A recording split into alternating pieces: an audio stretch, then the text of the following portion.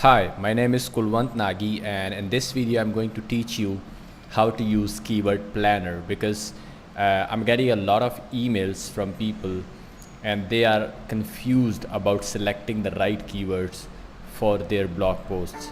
So this video will explain you the importance of the keywords, why should you have the keywords, and what are those keywords, right?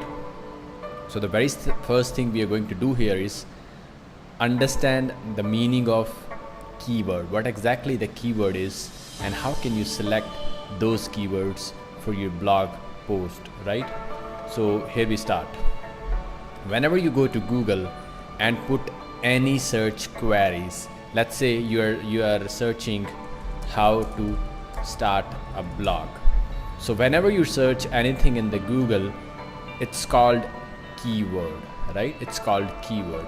Or if you are searching best iPhone 7 cases, so this is a keyword. Whenever you do any query on Google search, it's called a keyword, right? So now you know what exactly the keyword is. So to understand more about the keywords, there is a tool by Google which is a free tool. The name of the tool is Google Keyword Planner, right? You just go there and search Google Keyword Planner. It's a free tool. You click here and it will ask for the sign in, and you just use your Gmail account to sign in and you will be inside the Google Keyword Planner. So I'm going to explain how to use this particular tool and how can you get the ideas to select the right keywords, because it's like when you write any article on your blog and you write it without knowing the keywords, I would say you are just wasting your time, because you're not writing for the Google. People are not aware about your blog. So you just go to Tools, Keyword Planner,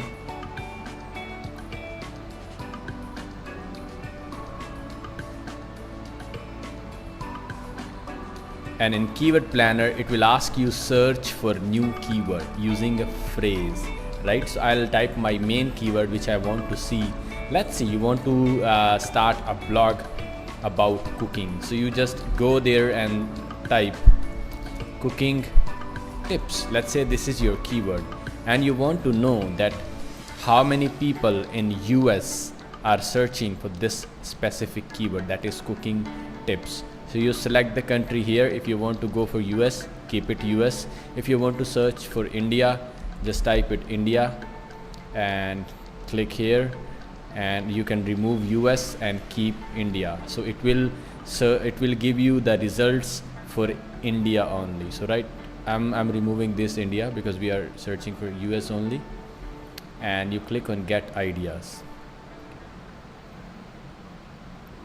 So here you can see that cooking tips is a keyword which is having a search volume 1000 to 10,000, like more than 1000 people are searching for this specific keyword every single month, right?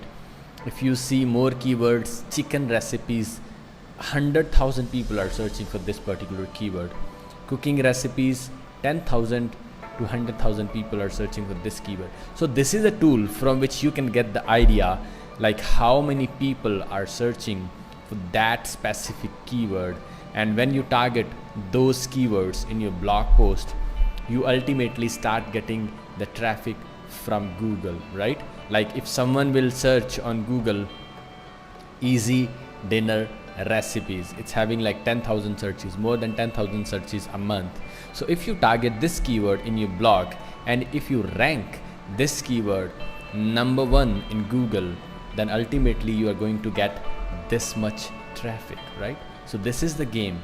When you select the right keywords for your blog, then you start getting the traffic, right? So in next video I'm going to explain with an advanced tool that how can you target those keywords in your blog post, how can you optimize your blog articles, and then ultimately how can you start getting the traffic on your blog, right? So see you in the next video. Till the time, keep checking my blog, that is bloggingcage.com. So see you, bye bye.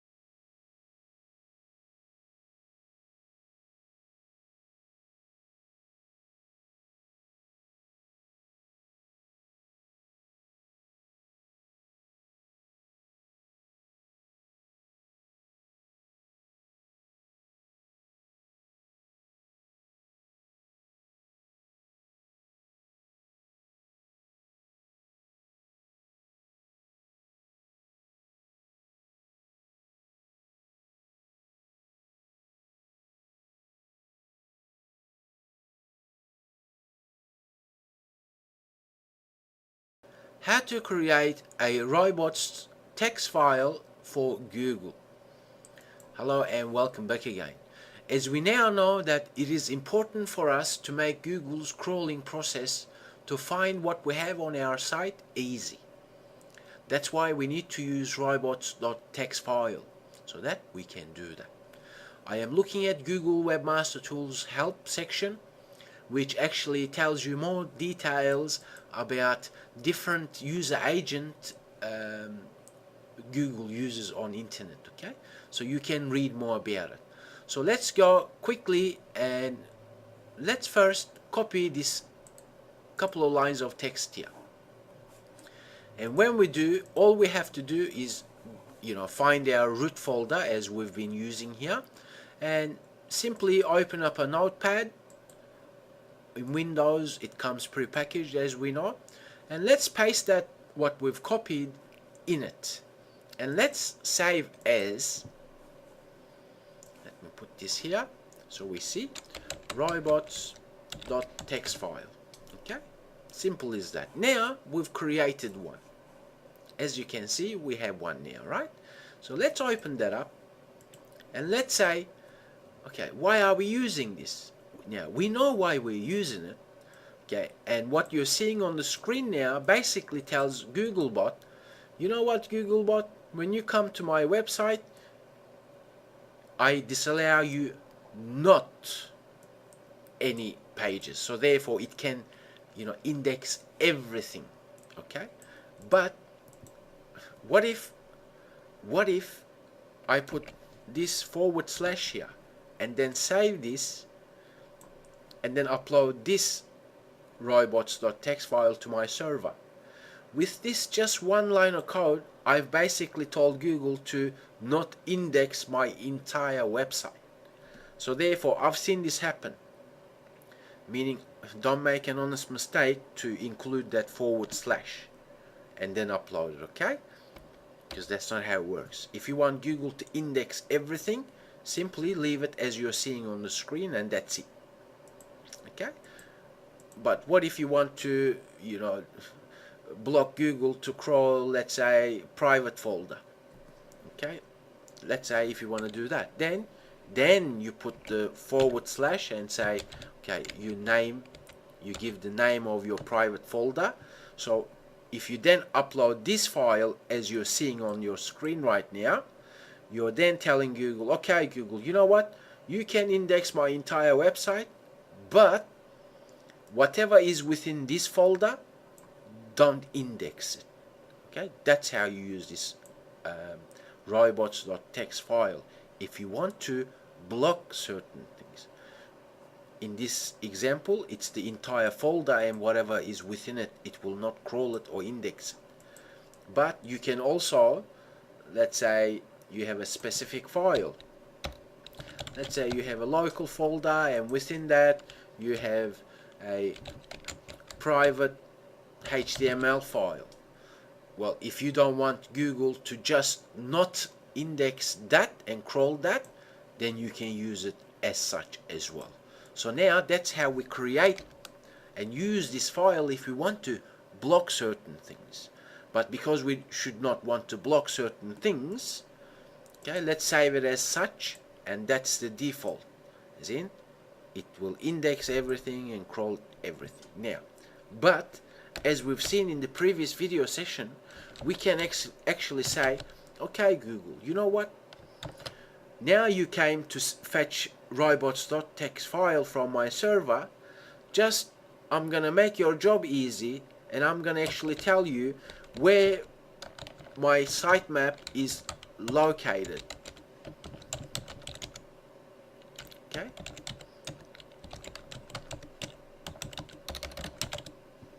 and then let's save this. So let's open up that file in Dreamweaver.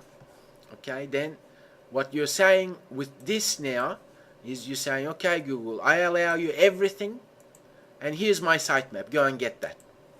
And then you put this online. So once this is uploaded, you can do so upload it in your hosting account.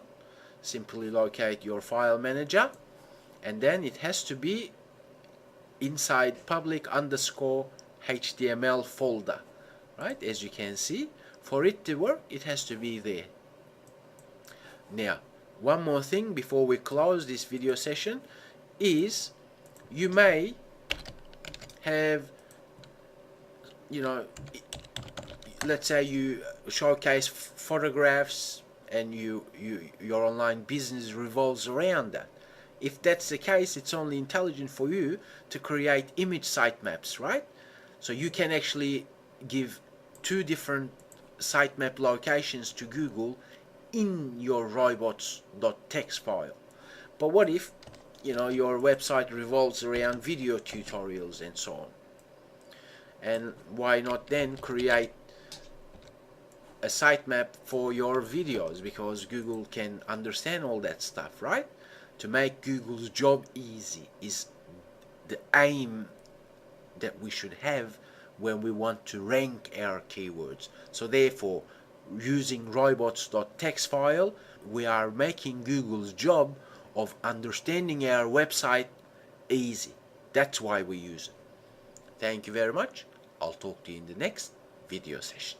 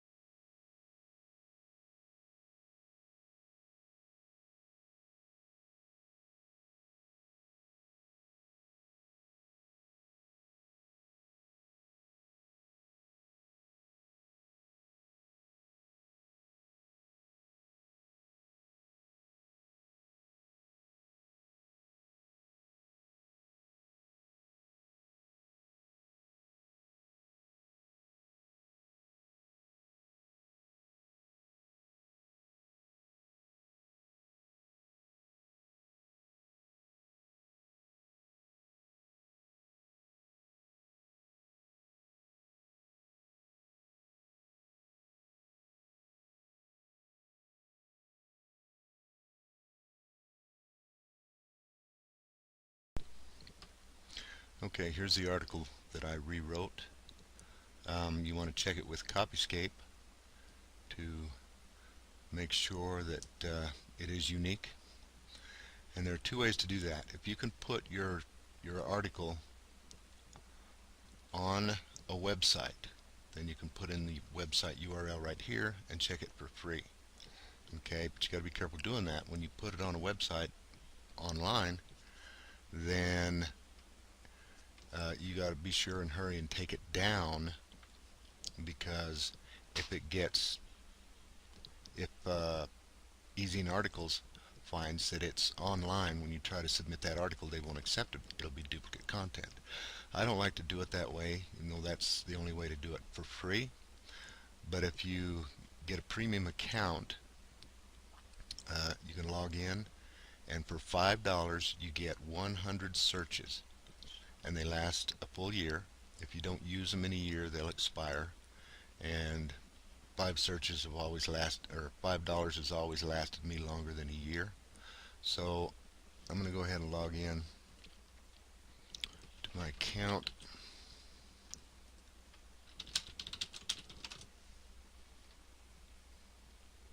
Okay, now first I want to show you this. I'm going to just do one paragraph of the article as it was before I rewrote it. That was the rewritten one. Okay, and I'm going to paste that in right there and do a premium search, and that is what it found on the web.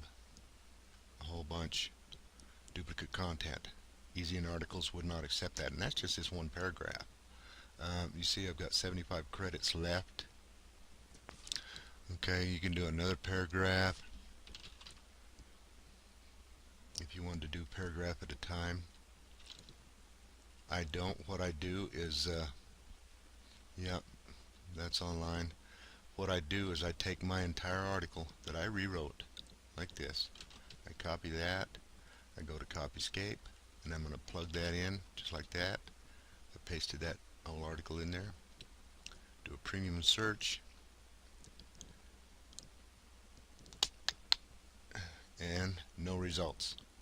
This is perfect. 479 words in my article, and nowhere online can any of it be found. So Easy in Articles would gladly accept this one. So that's how you check with Copyscape. Like I said, if you can put it online, put it on a website, you can do it free. If you try to put it on a post at blogspot.com, you'll get a message up here that says that website has been checked too many times this month already, because a lot of people have blogs on blogspot.com, so they check here a lot, and so it's got to be a website that hasn't been searched on Copyscape very much. But for $5, and you can't beat it. Plug in your whole article, check it, and this will tell you if you're good to go. Submit your article at Easy in Articles.